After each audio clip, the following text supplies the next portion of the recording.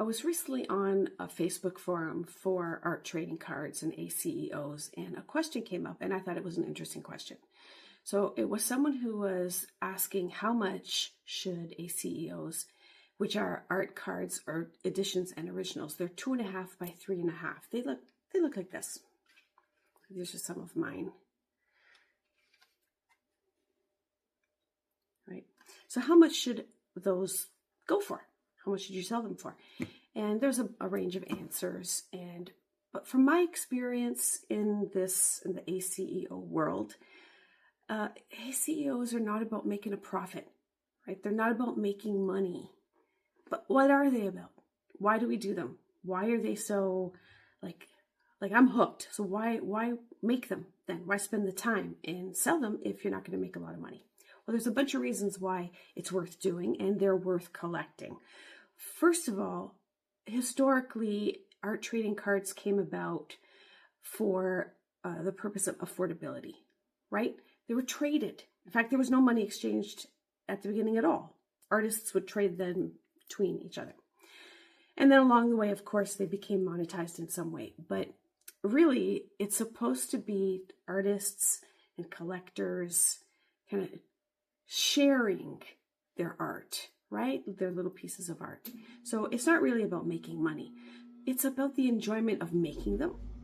And it's the enjoyment of having other people appreciate the art that you've made, right? And in a small scale.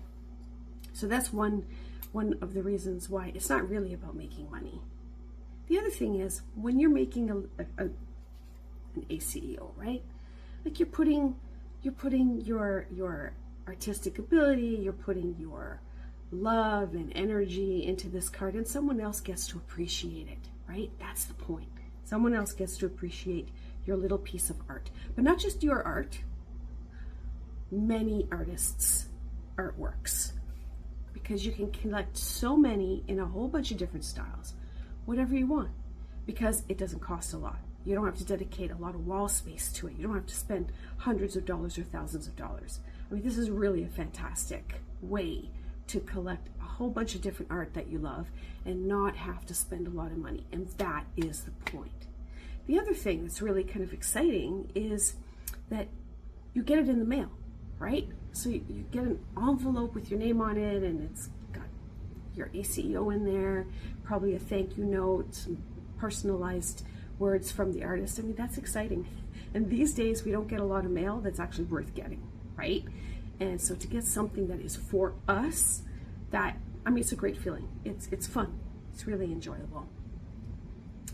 So finally, the point is that if you're going to get into the ACEO world, if you're an artist and you want to start to produce these 2.5 by 3.5 inch cards, you're not going to make a living from this. You're not going to pay your rent. I mean, maybe, who knows, right? But for the most part, it's really just for the fun of engaging in a mini art market that is accessible to everybody, affordable to everybody, and that is just, it's a lot of fun.